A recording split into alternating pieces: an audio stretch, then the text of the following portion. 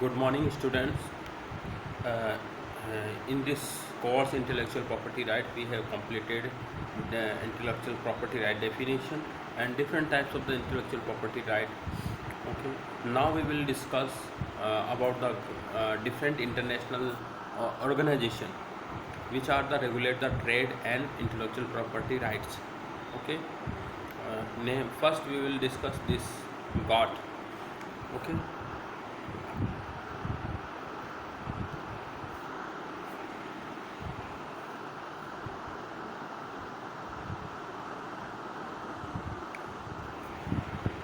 Full form of the GATT is the General Agreement on Tariff and Trade, which cover the international trade.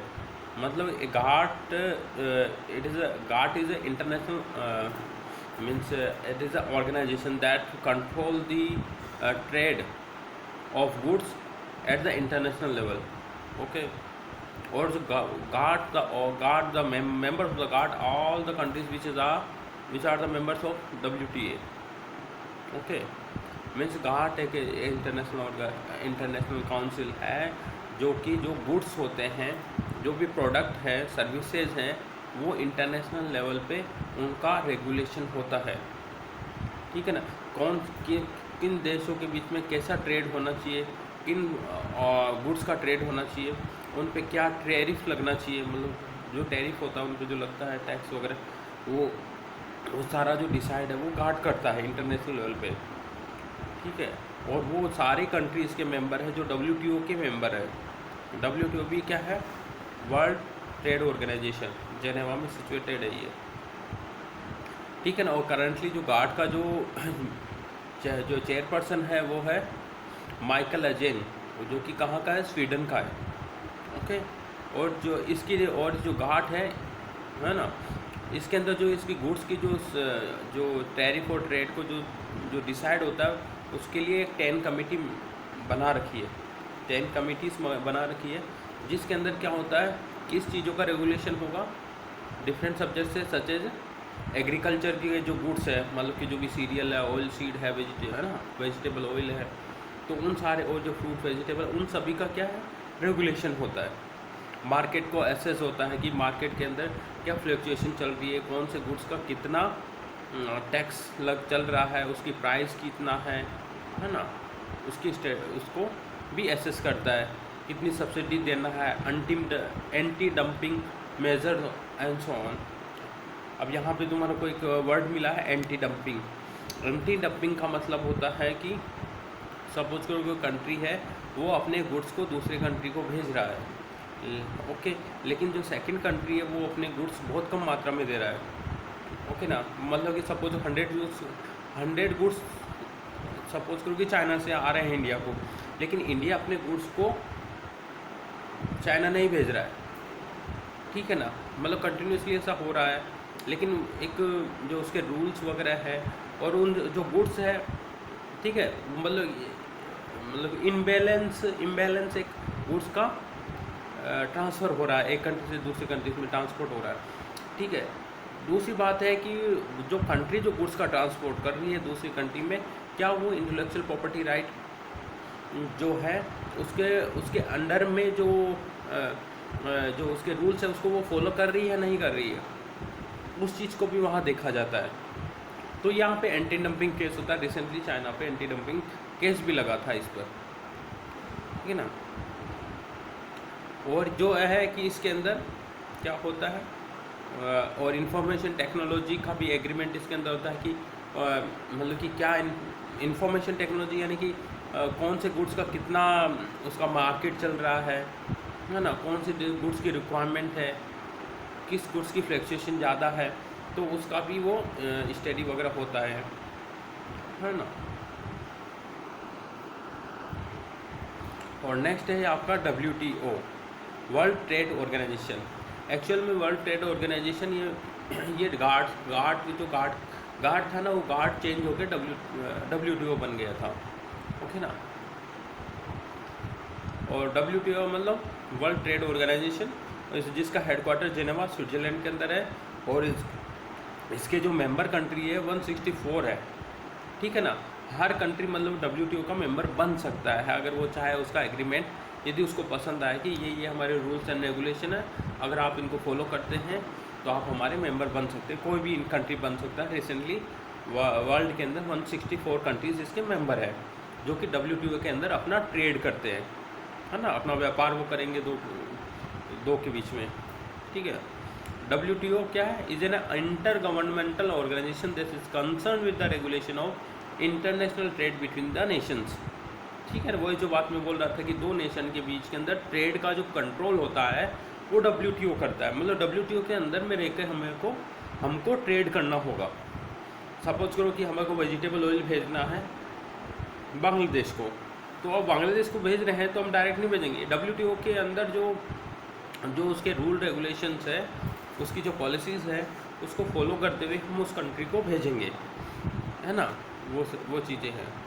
और जो recently जिसका director general है वो Robert एजवेडो है, और इसकी जो इस्टेब्लिशमेंट हुई थी 1 जनवरी 1995। ठीक है। और ये biggest reform of international trade since the end of second world war. मतलब जब सेकेंड वर्ल्ड वार हुआ था उसके बाद के अंदर ये बिगेस्ट एक रिफॉर्म बना इंटरनेशनल ट्रेड का, है ना। एक बहुत बड़ा एक चेंज था उस टाइम। अब WTO मेनली किन चीज़ों पे डील करता है? जो गुड्स का जो ट्रेड हो रहा है उसको रेगुलेट करता है, फर्स्ट चीज़ ये हो गया। और ये सारे WTO और इसका जो agreement also cover the trade in service intellectual property right. और जो गुड है वो गुड्स का जो सर्विसेज हैं ना, जो सर्विसेज हैं, क्या सर्विस हमें प्रोवाइड करनी है उसको भी ये कवर करता है। और प्लस उनका जो इंटेलेक्चुअल जो प्रॉपर्टी राइट है उसको भी ये देखता है ना। इंटेलेक्चुअल प्रॉपर्टी राइट का तो मतलब समझ के ना, मतलब उसको प्रोटेक्ट करना कि कोई दूसरा कंट्री उसका डुप्लीकेट कॉपी नहीं बना सके, उसकी मार्केटिंग नहीं कर सके, है ना। डुप्लीकेट नहीं बनाए, उसकी मार्केटिंग नहीं करे, है ना, उससे मुनाफा नहीं कमाए, बेनिफिट नहीं कमाए, तो ये प्रोटेक्ट करता है WTO, है ना। और WTO का दूसरा काम क्या है? ये जो जितने भी जो नेशंस के बीच में जो ट्रेड को लेकर डिस्प्यूट होते हैं ना, उस डिस्प्यूट को ये सोल्व करता है ना। It's a goal to improve the welfare among the people of the WTO members. जो भी 164 मेंबर है उनके अंदर उनके आपस के अंदर बढ़िया हो, उनका अच्छा हो, वेलफेयर हो उनका, तो उसके इम्प्रूवमेंट के लिए WTO काम करता है।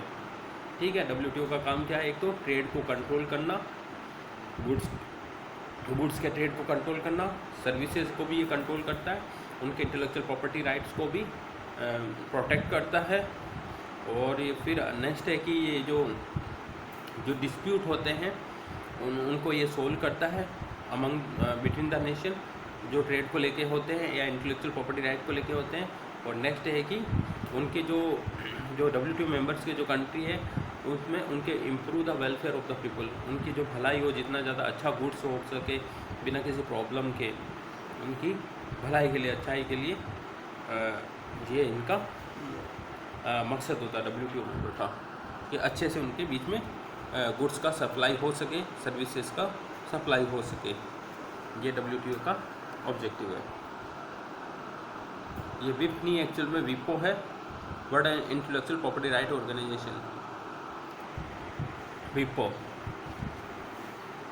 विपो का मतलब है the world intellectual property right convention is an multilateral agreement establish by the world intellectual property right organisation. मतलब ये एक मल्टीलेटरल यानी कि डिफरेंट एरिया के अंदर ये काम करती है, डिफरेंट डायरेक्शन में ये काम करती है।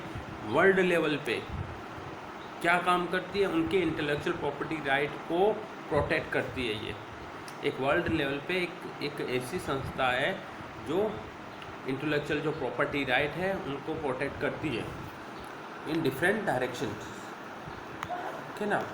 बायलैटरल नहीं है, मल्टीलेटरल है ये। और इसकी इस्टेब्लिशमेंट कब हुई थी? ये कब आई थी? केम इन टू फोर्स 26 अप्रैल 1970, जहाँ पे एक साइन हुआ था स्टॉकहोम के अंदर, और स्टॉकहोम स्वीडन के अंदर पे, और उससे पहले 14 जुलाई 1967 में हुआ था, और फाइनल ये 1917 के अंदर, ठीक है ना। फाइनल जो केम इन टू फोर्स हुआ था 1917 में हुआ था, और बाकी 67 के अंदर बातचीत चल रही थी। बाद में 70s में it is enforced at the international level. To protect the intellectual property right. और फिर इसके जो मेंबर्स हैं 191 191 इसके मेंबर है। 2018 तक की यदि हम बात करें तो इसके 191 उसके मेंबर्स बन चुके हैं, ठीक है ना। और बाद में 188 UN member plus Cook Island and Holy See and Niue ये और इसमें जुड़ गए थे। फिर इसके बाद में द कन्वेंशन में फाइनली 191 पार्टीज़ बनी थी। मतलब इनिशियली 188 थे और बाद में इसमें Cook Island Holy See and Niue जुड़ गया था, तो 3 मेंबर और जुड़ गए, इसकी 3 पार्टी और बन गई, तो टोटल 191 उसके मेंबर हो गए थे। 2018 तक अभी ये चल रहा है। फिर 28 सितंबर 1979 को क्या हुआ, ये रिवाइज हुआ।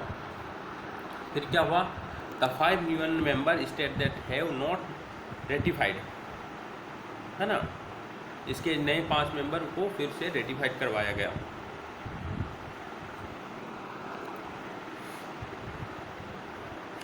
फिर इसका फंक्शन क्या है, नेक्स्ट इसका फंक्शन है वर्ड इन विपो का क्या फंक्शन होगा। सीधी सी बात है, इसके नाम पे ही है कि इम्प्रूव करना, इंटेलेक्चुअल प्रॉपर्टी राइट है उसको इम्प्रूव करना, उसको प्रोटेक्ट करना, प्रोटेक्ट करके उसमें कोई भी उसमें जो लिमिटेशन है उसको प्रोटेक्शन के लिए उसको वर्ल्ड लेवल पे उसको इम्प्रूव करना, और उसको जो वर्ल्ड लेवल पे इंटेलेक्चुअल प्रॉपर्टी राइट है उसको एक तरीके से हार्मोनाइज वे में उसको चलाना कि किसी को कोई प्रॉब्लम नहीं हो। कि मतलब यदि कोई इन्फ्रिंजमेंट कर रहा है, यदि उसको मतलब कि उसका डुप्लीकेट कॉपी बना रहा है, सपोज करो एप्पल है, एप्पल का अपना है, एप्पल का कोई दूसरा उसको डुप्लीकेट कॉपी बना रहा है, एप्पल के नाम से बेच रहा है, तो वो गलत है। तो उसको उस चीज़ को हटा के उसको मना करना, उसके खिलाफ केस दायर करना, तो ये सारा काम विपो का होता है। और हारमोनियली सारे मतलब एक इक्वली हारमोनियली सभी काम करें उसके लिए रिस्पॉन्सिबल है विपो, ठीक है। और ये लीगली और टेक्निकल असिस्टेंस प्रोवाइड करती है ना इन फील्ड ऑफ इंटेलेक्चुअल। मतलब किसी को वर्ल्ड लेवल कुछ प्रॉब्लम चल रहा है, सपोज इंडिया को और अमेरिका का प्रॉब्लम चल रहा था बासमती राइस को लेके, ठीक है ना, कि अमेरिका बोलता हमारा है, ये हमारा है, तो उसको एक मतलब कि क्या टेक्निकली उसे सपोर्ट प्रोवाइड करता है कि कैसे तुम्हारा होगा, ये कैसे अमेरिका का है या इंडिया का है, तो ये लीगली और टेक्निकल असिस्टेंस है ना, तो वो विपो प्रोवाइड करवाएगा उसके डिस्प्यूट को सोल्व करने के लिए, है ना। और एक और काम क्या है इसका next, collecting and disseminating the information relating, कहाँ चला गया, collecting and disseminating the information relating to the protection of intellectual property rights. मतलब कि कौन कौन से गुड्स हैं उनकी ट्रांसफ़र हो रहा है एक नेशन से दूसरे नेशन में, और क्या वो क्या जो IPR है उसके जो रूल्स हैं उसके अंडर में वो काम हो रहा है नहीं हो रहा है, वो कितना हो रहा है, वो सारी इन्फॉर्मेशन को कलेक्ट करना, वो सभी को भेजना जो इसके मेंबर्स कंट्रीज़ हैं, है ना। तो ये इसका काम होता है, collection disseminating the information which is the related to IPR, okay. और बाद में ये क्या करता है, जो IPR के इम्प्रूवमेंट के लिए रिसर्च करता है इस फील्ड के अंदर, है ना, और बाद में उसको पब्लिकेशन भी करना, research and publication of the result of IPR, ठीक है। और नेक्स्ट है ensuring the activities of services, कि अच्छे से वो काम चल रहा है नहीं चल रहा है, मतलब उसका मतलब मैनेजमेंट एंड लेवल पे भी मैनेजमेंट उसका, कि IPR की जो सर्विसेज हम जो है वो अच्छे से चल रही है या नहीं चल रही है, उसको ये देख रेख करता है। यदि वो अप्रोप्रिएट होती है तो उसका रजिस्ट्रेशन किया जाता है उस एरिया के अंदर, इंफॉर्मेशन को भी पब्लिश किया जाता है ना। मतलब कि IPR है, उस IPR को वर्ल्ड लेवल पे वो दूसरे कंट्री के अंदर सही से चल रहा है या नहीं चल रहा है तो उसको रजिस्टर कर देना है कि तू नहीं बनाएगा अभी इस चीज़ को, बनाता है तो आगे फिर उसका केस होगा। तो फंक्शन समझ में आया। मतलब सीधी सी बात है, विपो का काम है इंटेलेक्चुअल प्रॉपर्टी राइट को प्रोटेक्ट करना एट द इंटरनेशनल लेवल। यदि नहीं करता है तो उसके खिलाफ वो केस करता है और लीगली उसको फिर जो भी होता है हर्जाना भुगतना पड़ता है, ऐसा कुछ होता है, ठीक है। और लीगल या टेक्निकल असिस्टेंस से प्रोवाइड करता है, ठीक है। इन्फॉर्मेशन को कलेक्ट कर रहा है कि कितना आईपीआर का रेगुलेशन हो रहा है, कौन अपना रहा है, कितना अपना रहा है, कोई गुड्स का इन्फ्रिंगमेंट तो नहीं हो रहा है, ठीक है ना, उस चीज़ को देखता है। एक्टिविटीज़ अच्छे से चल रही है नहीं चल रही है, इस चीज़ को ये देखता है।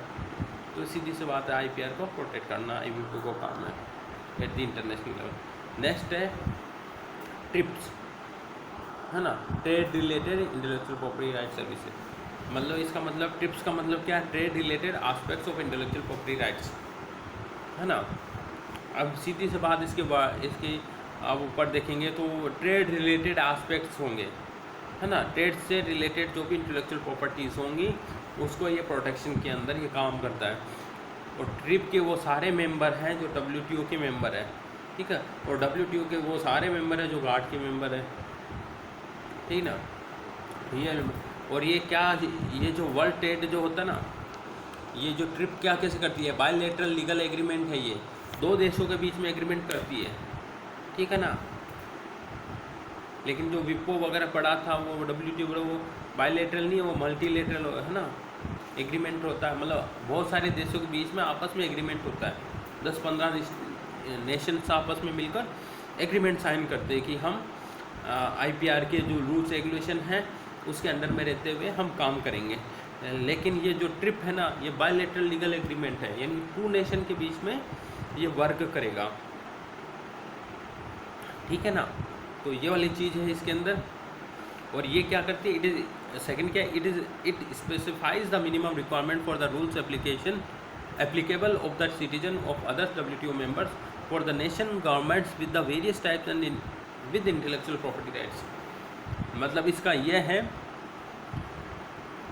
जो भी मतलब कि मिनिमम जो रूल्स होते हैं, है ना, जो ट्रिप के जो रूल हैं अपने, उसको दूसरे कंट्री के अंदर भी जो WTO मेंबर है, सपोज इंडिया कंट्री है, WTO का मेंबर है, ट्रिप का भी मेंबर है, और दूसरा भी एक कंट्री है अमेरिका सपोज है, तो वहाँ पे भी उस जो रूल है, जो प्रॉपर्टी राइट के रूल है, तो उस देश के अंदर भी उस चीज़ को लागू करवाना, एप्लीकेबल करवाना, to make applicable the rule of other country which is the WTO member,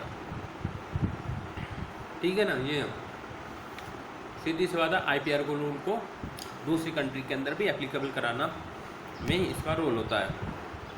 third है trip arranged between 1889 and 1990 and conducted by the WTO at the end of Uruguay round of GATT। मतलब कि ये जो trip जो बना था ये 1989 और 90 के बीच के अंदर बना था, जब WTO ने ये WTO के जो मेंबर वगैरह थे, उरुग्वे ग्राउंड यानी वहाँ पे एक कॉन्फ्रेंस वगैरह या एक कन्वेंशन हुई थी, तो उस वहाँ पे उसके अंदर ये सारा डिस्कस कर आके, मतलब कि कुछ काम WTO नहीं कर सकता तो वो ट्रिप के अंदर करता है कि ट्रेड वगैरह को संभालना, ट्रेड रिलेटेड जो IPR है उसको संभालने के लिए अलग से चीज़ हमें बनानी चाहिए। तो ये 90s के अंदर ये चीज़ बनी थी, 89-90s के अंदर ये चीज़ बनी थी, ठीक है। उरुग्वे राउंड हुआ था, उसके अंदर क्या हुआ, जो WTO मेंबर वो सारे इकट्ठे हुए थे, वहाँ पे इकट्ठे हुए के ये ट्रिप आया था फिर। और ट्रिप ये तुम्हारे को पहले बता दिया कि ट्रिप के वो सारे मेंबर हैं जो WTO के मेंबर्स हैं, मतलब कि मेंबर्स नहीं समझ रहे हो, वो सारे नेशन है, WTO के 164 नेशन है, वो 164 सारे नेशन ट्रिप के भी मेंबर हैं। और ये क्या काम करती है, हाँ कहाँ काम करेगी, IPR में काम करेगी। और IPR क्या है, यही है आपकी copyright, geographical indication, industrial design, integrated design of circuit box. जो भी सर्किट बॉक्स वगैरह आते हैं ना कंप्यूटर के अंदर, बहुत कॉम्प्लेक्स सर्किट वगैरह होते हैं, उनको भी प्रोटेक्शन की ज़रूरत होती है, तो वो भी ये इसका कंट्रोल करता है, ठीक है। पेटेंट हो गया, और new plant varieties, trademark and non revealed and revealed design which are the confidential information. तो मतलब कि कुछ चीज़ें होती हैं हम उनको बता नहीं सकते किसी को भी, तो वो सारा प्रोटेक्शन ट्रिप करता है। मतलब आईपीआर के जितने भी टाइप है ना, उन सारे टाइप को प्रोटेक्ट करता है ट्रिप। ठीक है ना, ठीक है ना। ये कोई बुक है, कॉपीराइट का सपोज इंडिया में कोई बुक लिखी चेतन भगत ने, वो बुक जाके अमेरिका वाले पढ़ रहे हैं, तो अमेरिका में ऐसे नहीं कोई वो उसको उसकी कॉपी बना ले, नाम अपना दे दे, तो फिर वहाँ पे ट्रिप काम करेगा, है ना। उसको प्रोटेक्ट करने के लिए नहीं, तुम नहीं बना सकते हो। इंडस्ट्रियल डिज़ाइन होगी, कोको कोला की जैसे बोतल आ गई, अब कोको कोला की जो बोतल है उसका शेप है, साइज है, तो वो जैसे इंडिया में बन रहा है, अगर पता लगा तो कोर्ट में जाएगा मामला सीधा। ठीक है ना, ये वाली चीज़ें होती हैं। और trip also specifies the enforcement procedure which the dispute among solve the dispute among the Nations. वही सीधी सी बात है, वही पहले तुम्हारे को बताई थी। जो ट्रिप आल्सो वो resolve the disputes among the nation. किसी भी प्रकार का आईपीआर इश्यू वगैरह होता है, उस आईपीआर इश्यू को रिजोल्व करने का काम ट्रिप करता है। ये वाली चीज़ है। अब ये नेक्स्ट है आपके आएगी UPOV, international union of plant variety protection. अब क्या काम है इसका? अभी तक जितना भी हमने पढ़ा ना, वो सारे किससे रिलेटेड थे? ट्रेड से रिलेटेड एस्पेक्ट्स थे, आईपीआर से रिलेटेड एस्पेक्ट थे, वो सारे गुड्स पे थे। ठीक है ना, कोई मशीन बन रही है, कोई सर्किट बन रहा है ना, उससे रिलेटेड सारे थे। लेकिन अब जो क्रॉप थी, जो हमारे से एग्रीकल्चर से रिलेटेड जो वेराइटी, एग्रीकल्चर की जो वेराइटी है ना, जो प्लांट ब्रीडर डेवलप कर रहा है ना, उनको भी तो प्रोटेक्शन की ज़रूरत है। मैंने सपोज़ कोई वैरायटी डेवलप की और कोई दूसरा भी तो उसे नहीं बनाया इंटरनेशनल लेवल पे, उसको प्रोटेक्शन होना चाहिए, है ना।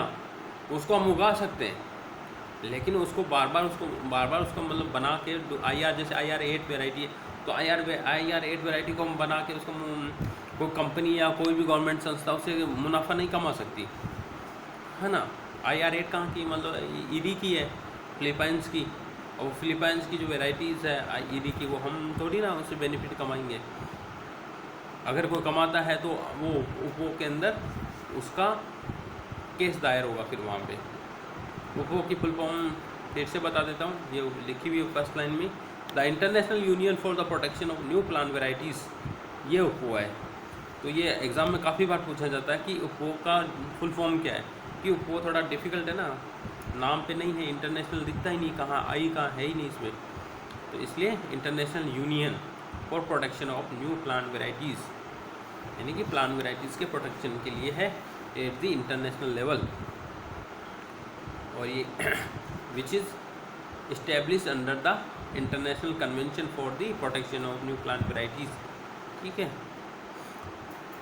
यह पेरिस में एक डिप्लोमेटिक कॉन्फ्रेंस हुई थी।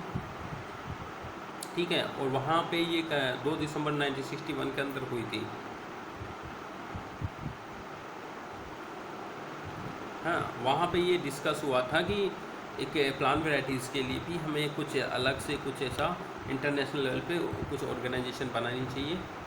ठीक है, जिससे प्लांट वेराइटीज़ का भी प्रोटेक्शन हो सके। 1961 के अंदर ये बात चली थी। फिर बात के अंदर ये अप्रूव हो गया, जो मतलब जो अच्छे जो कंट्री थे, यूनाइटेड किंगडम, नीदरलैंड, जर्मनी, इन्होंने अप्रूव कर दिया, हाँ ऐसा होना चाहिए। फिर इससे क्या हुआ, वो फिर ये मतलब कि एग्जिस्टेंस के अंदर आ गया 10 अगस्त को 1968 में। तो अब उपो की जो, यदि पूछे केम इन टू फोर्स कब हुआ, 1968 लिखना है। ठीक है, बाद में धीरे धीरे इसका उसमें उपो के अंदर कुछ मॉडिफिकेशन हुए थे 72 में, फिर 78 में, 91 में।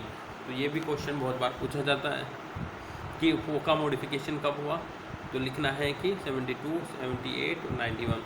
और कुछ अच्छे एग्ज़ाम होते हैं ना, तो उसमें कई बार ये भी मंथ भी पूछ लिया जाता है, नवंबर 72, अक्टूबर 78 और मार्च 91। ठीक है ना, ये चीज़ें हैं। अब फंक्शन क्या उपो का, इसका मेन फंक्शन तो यही है promoting the international harmonization and cooperation among the nation which are related to plant varieties. Okay, international level पे सभी देशों में हारमोनी बनाए रखना, एक दूसरे को कोऑपरेशन देना। हाँ, किसके लिए, किस चीज़ों के लिए? प्लांट वेराइटीज़ के लिए। कोई एक दूसरे का इन्फ्रिक्मेंट नहीं करे, ठीक है। और ये क्या है? स्मूथली और आगे वन नेक्स्ट क्या है? Smoothly operating international trade require uniform और एटलीस्ट म्यूचुअली कॉम्पेटिबल रूल। मतलब कि जो देशों के अंदर, मतलब कि जो प्लांट वेराइटी प्रोटेक्शन से रिलेटेड जो भी इशू है उसको यूनिफॉर्म लागू करना सभी देशों में, और जैसा वो जैसा देशों में आपस में कंपेटिबिलिटी सेट होती है, ठीक है थोड़ा तुम उगा लो, इस वैरायटी में थोड़ा सा हम छूट दे देते हैं, है ना, तुम ऐसा कर लो। मतलब कुछ चीज़ों में क्या, मतलब उसके अंदर थोड़ा ढील दे दी जाती है ना, लेकिन वो म्यूचुअली होता है दो देशों में, है ना। इस चीज़ का तुम उत्पादन कर सकते हो, लेकिन इतना लिमिट वो डिसाइड हो जाता है, उससे ज़्यादा नहीं कर सकते। यदि उससे ज़्यादा होता है तो फिर अगेन वो अगेंस्ट चला जाएगा IPR इश्यूज़ के, तो अगेंस्ट जाने से फिर लड़ाई होगी कंट्रीज़ में, ठीक है। तो ये चलता रहता है फिर। तो thank you so much student, this is the different topics I have covered in this slide. Okay, means different organizations which are at an international level, which is the control the IPR issues. Okay, related to trade or related to plant varieties. Okay, if you have any problem regarding these slides or any issue, okay, regarding the slide, regarding the video, okay, you can contact me or you can send me message in Google Classroom also.